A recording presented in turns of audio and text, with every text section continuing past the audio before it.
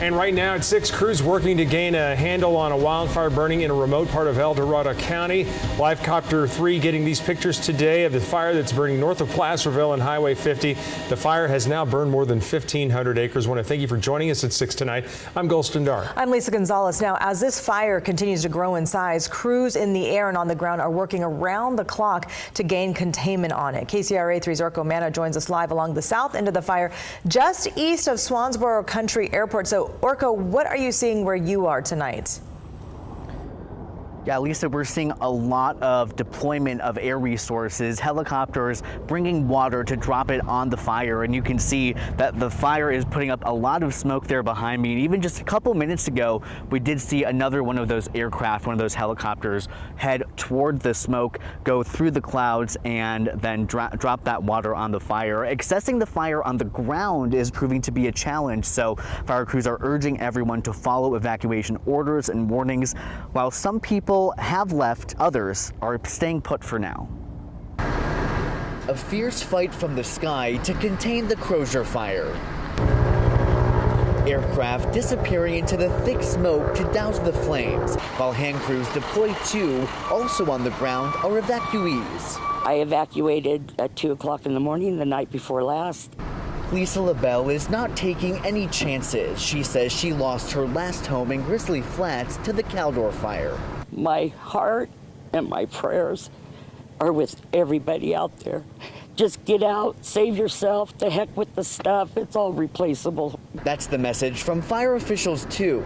So your life is not worth it. Get out. Incident spokesperson Tyson Whittegren adds that the area should be clear of anyone except firefighters because the Crozier Fire is burning in an extremely remote area. With this fire particularly, that's probably the biggest challenge, is the access, getting the crews in and out. It's just narrow fire roads with overgrown vegetation, so they're actively working to widen the roads to be able to get all the sufficient resources in there.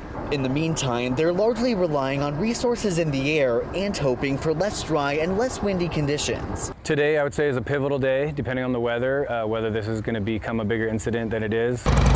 On the west side of the fire, the community of Georgetown is quiet, but it's not empty, despite evacuation orders being in place. You're deciding to stay put? Yeah, until I see flames, then I'll just drive away. Still, residents are gearing up just in case. Oh, I have all my important documents in a box and all my overnight stuff ready to go in my car. For those who have evacuated, they hope their homes are still standing. If it is, you know, it is. If it isn't, you go on. But the most important stuff is get out. And back out here live again, we talk about all those air resources being deployed. We're just seeing this helicopter with that bucket of water you can see kind of dangling from the bottom, heading toward the fire out here. And again, this is what we've been seeing all throughout the day. Several consistent water drops in this area. I also just checked in with fire officials, and they tell me that the good news is that a lot of the major fire activity is happening in the northeast part of the fire, in that direction. That's out of the way of a lot of the homes and residential areas in this part of El Dorado County, but they don't want to usher in any kind of false sense of security. They know anything can change on a dime, so they're asking everyone to stay cautious. Reporting live from El Dorado County tonight, Orko Manna, KCRA 3 News. Well, and Orko, as we head into the weekend, what are officials and fire officials expecting for the next several days?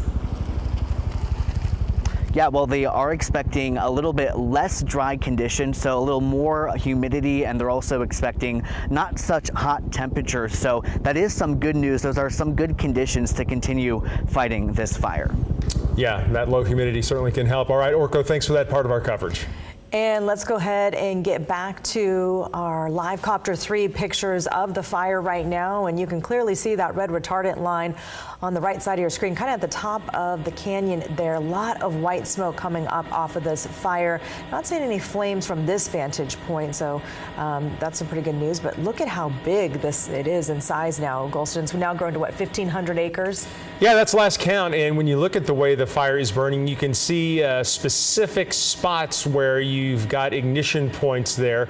And as you look at that, and we bring Heather in with this, as we're continuing to look at Live Copter 3, it makes you wonder if the fire has just grown out into these fingers, or if embers and flames have been sent aloft and then dropped down into some areas. Right. Well, we do know the fire has been kind of growing along some of these ridges for the past 48 hours or so. And actually, I'm glad we could see kind of that broad view of the fire, because this is our high-resolution satellite, and you can see here it almost looks like there are two separate columns of smoke, and that's certainly what it looked like from Live Copter 3 there as well. So multiple areas that firefighters are having to work on here. And you heard Orko mention that this fire is burning away from homes, at least for now. Again, that's great news.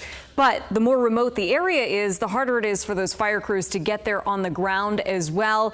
So it's kind of good news, bad news with this fire is that a lot of it is going to continue to burn here until they're able to kind of box it in. But here's a look at the air quality. Again, smoke being carried up and over the crest of the Sierra. It is still laying down pretty much along Interstate 80 and along the north shore of Lake Tahoe. That's where we're seeing air quality readings in that unhealthy to even hazardous range. It's been that way for most of the day as well. Also keeping an eye on the San Joaquin Valley. These red dots here around Stockton and over towards the East Bay into Tracy. That's where that air is also kind of registering in that unhealthy range. It's been that way for most of the day, but we do have a delta breeze that's picking up. That should clear things out in that particular area. This is the fire's footprint from yesterday. Here's how it changed over the last 24 hours. This map as of 2 o'clock this afternoon. So you can see it is spreading along a couple different ridges at this point, but overall the wind, not a big factor. The wind we are seeing will continue to push this into more remote areas. Back to you.